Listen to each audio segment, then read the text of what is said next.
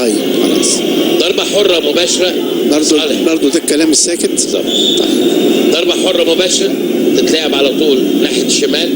علي معلول الشحات حلوة جدا لمروان بزقة غير منضبطة، بيضغط تاني مروان، بيضغط تالت مروان، حط ده ولا حسين الشحات، لا مروان مظبوط، طويلة، ورمي التماس للنادي الاهلي بفرمان من فابرينا.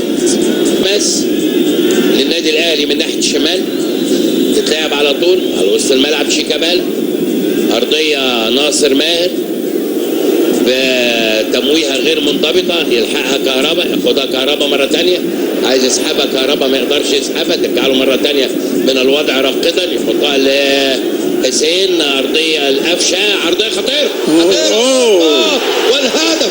يا نهار ابيض، يا نهار، تسلل. لكن ولا مكان عبد الله السعيد، مكان عبد الله تمام على وسط الملعب، طويله وعاليه. سيف الجزيري عايز يسند بصدره الناصر اللي جاي من ورا لكن غير منضبطه، يرجع مره ثانيه يزقها المثلوثي، هجمه مرتده خطير امام خطير، عرضيه خطيره وهوبا. يا نهار ابيض، يا نهار ابيض، يا نهار ابيض، يا ليله، ايوه يا سيدي، يا ليله اهلاويه على ارض سعوديه، يا ليله اهلاويه على ارض سعوديه. حلوه قفشه يحوم كالفراشه ويلدغ كالقفشه. القفيش بكره في كل الصحافه يا قفشه. حلوه 2-0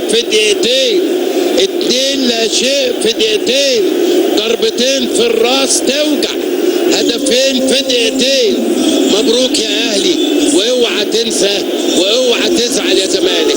هذه مباراه في كره القدم فيها كل الاحتمالات، لعب الزمالك واجاد ولكن الاهلي هو الذي هدف، وفي النهايه كره القدم لا تعترف الا بالاهداف.